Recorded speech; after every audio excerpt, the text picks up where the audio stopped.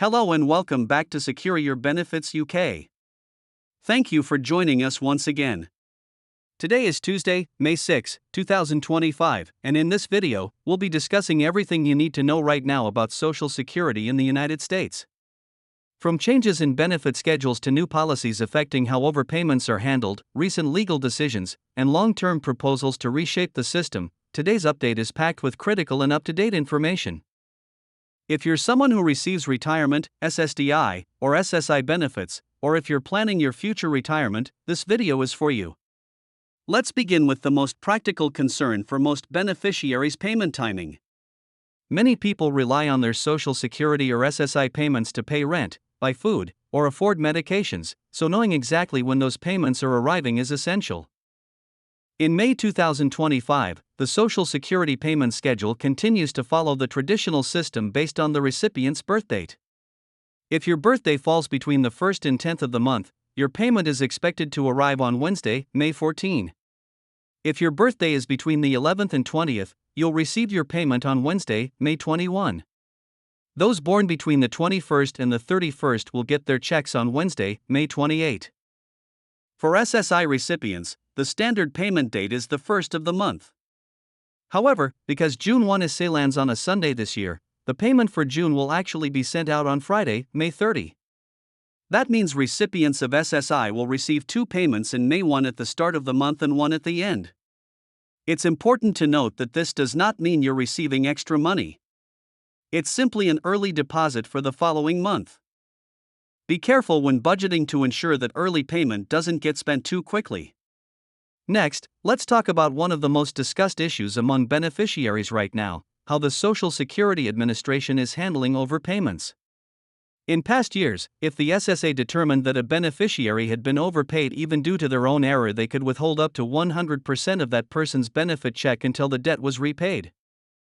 This practice was extremely stressful for individuals who relied solely on that income to survive.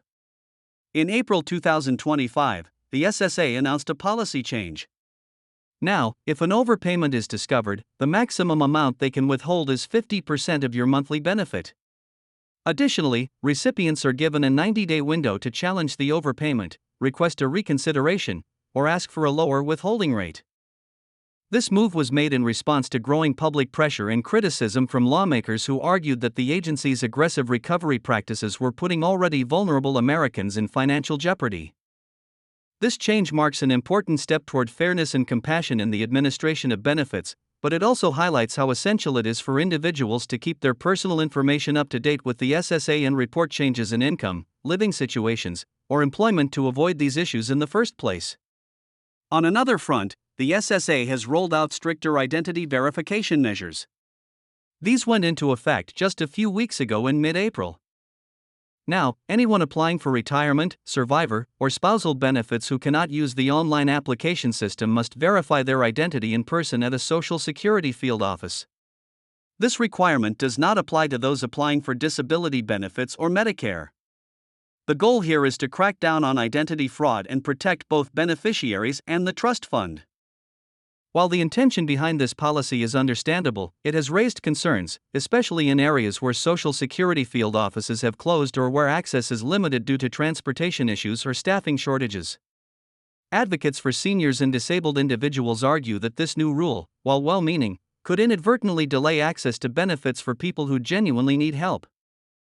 It remains to be seen whether the SSA will expand mobile services or make accommodations for individuals unable to attend in person. In terms of legislative updates, there's been a major shift. Back in January 2025, Congress passed, and President Trump signed, the Social Security Fairness Act into law. This legislation eliminates the Windfall elimination provision in government pension offset II rules that had long reduced Social Security benefits for public sector workers, such as teachers, police officers, and firefighters who also received pensions from non-covered employment. This change is being celebrated by many as a long overdue correction to a system that was seen as punishing workers for having multiple sources of retirement income. Under the new law, these individuals will now receive their full Social Security benefits without offsetting reductions, which will make a real financial difference for hundreds of thousands of retirees. There has also been growing concern among beneficiaries and financial planners about the overall future of Social Security. The trust fund that helps pay benefits is still projected to run into shortfalls within the next 10 years. One proposal, recently floated by the Congressional Budget Office, suggests transitioning to a flat benefit structure.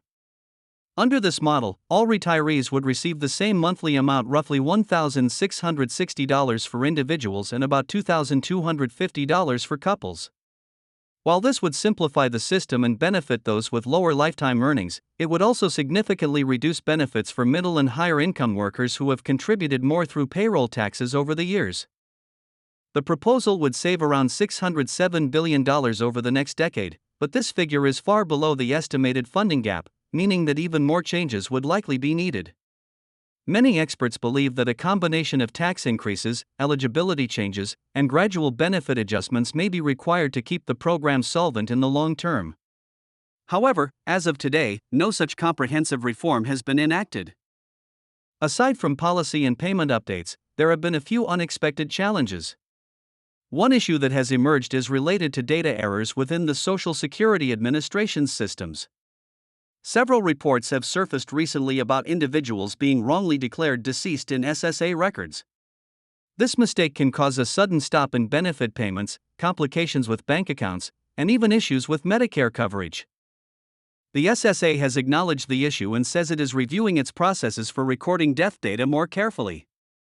If you or someone you know experiences such a problem, it's vital to contact your local field office immediately and request a correction, which may take several weeks to resolve.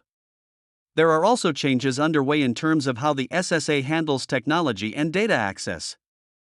The Department of Government Efficiency, known as DOGE, was granted limited access to SSA systems under a modernization initiative. However, a federal judge has recently ruled to temporarily block DOGE from accessing certain Social Security data due to privacy concerns. This legal battle has now reached the Supreme Court, where arguments are being heard about the extent to which government modernization should be allowed to override individual privacy protections. The outcome of this case could have long-term implications for how Social Security data is stored, shared, and protected. One additional development relates to student loan collections. As of May 5, 2025, the federal government has resumed collection activity on defaulted student loans, including garnishment of federal benefits like Social Security.